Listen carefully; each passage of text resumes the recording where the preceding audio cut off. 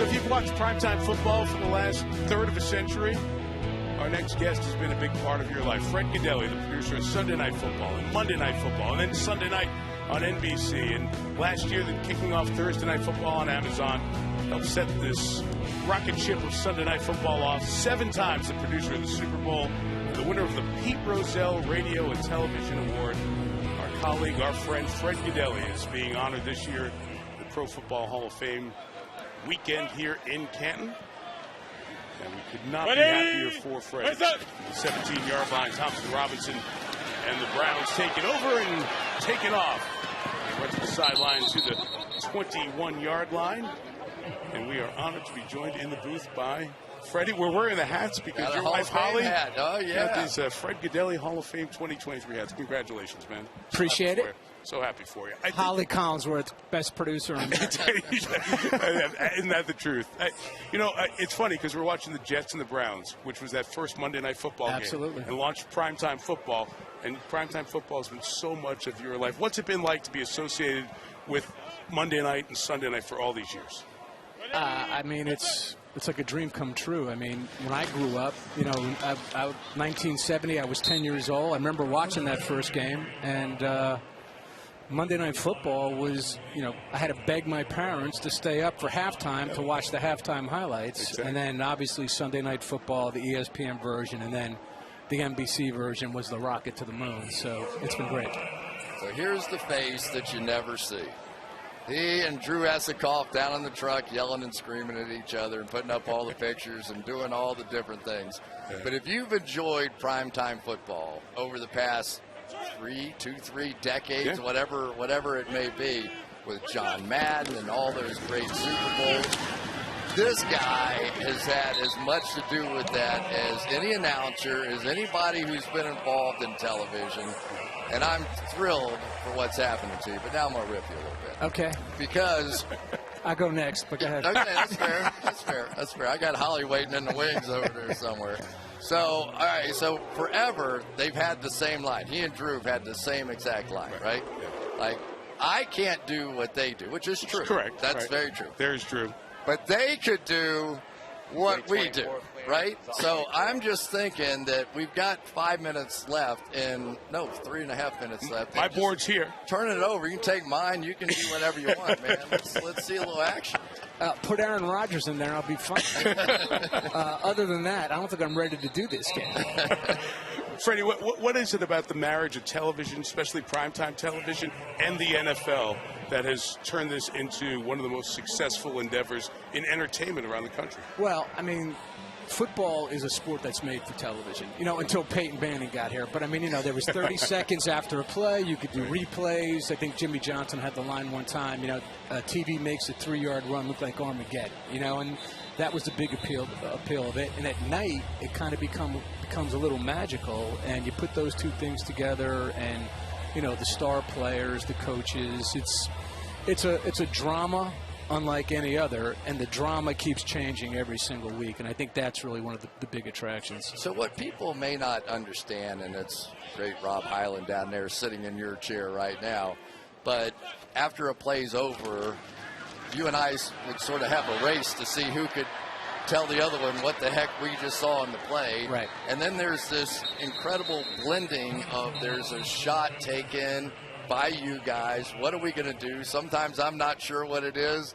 Sometimes it's something we've been working on all week long. We've been watching the tapes and doing all the different things. And it all happens in about 4 seconds. I mean, it's pretty fun to be a part of.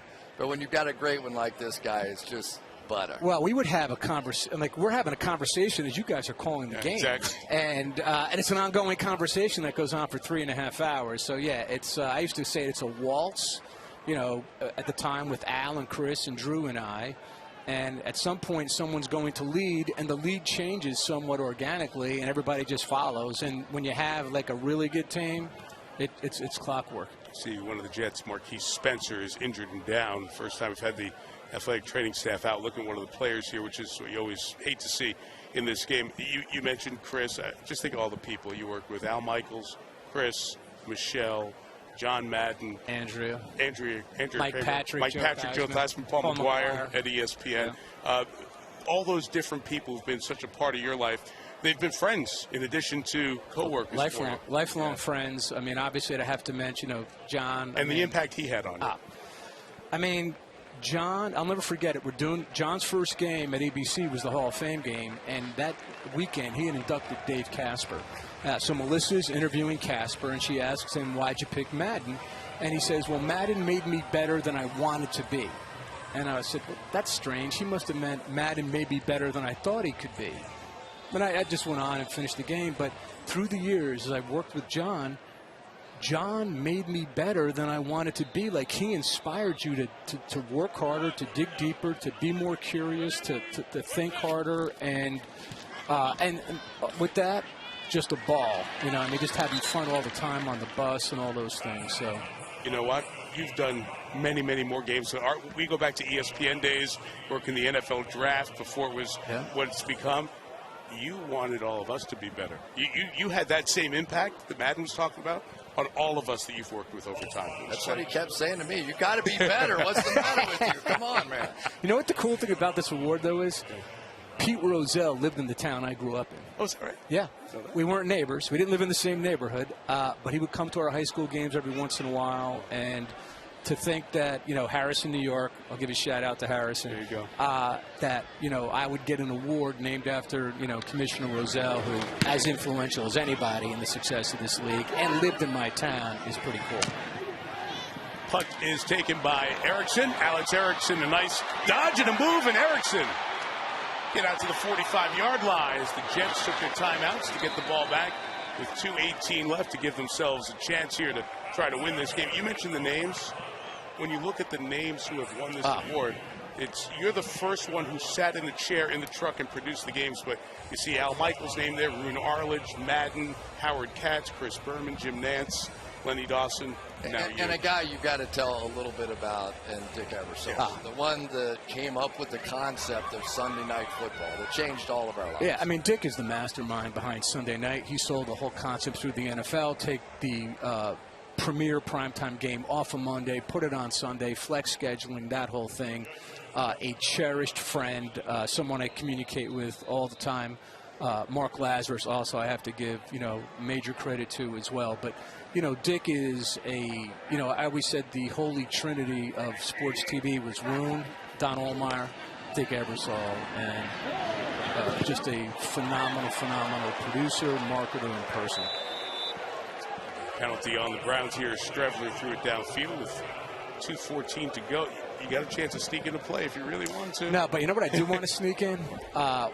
The one thing that really doesn't get enough attention on this show, as I'm talking over the referee here, is how great the Sunday Night Football technical crew is. And it starts with the technical management. And, I've done a lot of shows at a lot of places, and every producer and director says our crew is the best. But really, there is no better crew than these people. I've done like 670 games.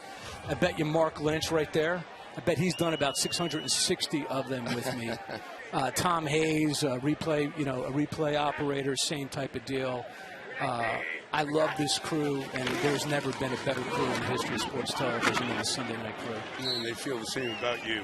As the Jets get it down to the 31-yard line on that reception to E.J. Jenkins, we hit the 2-minute warning. Enjoy tomorrow. Enjoy the weekend. Congratulations, man. Thanks, man. What an honor. Appreciate you guys. Bro, it's been a blast. As good as it gets. Fred Gaudelli. And not just Drew Esikoff and Rob Heinold in our truck now, but our control room and our replay group. Congratulations to Fred Gaudelli, winner of the Pete Rozelle Award.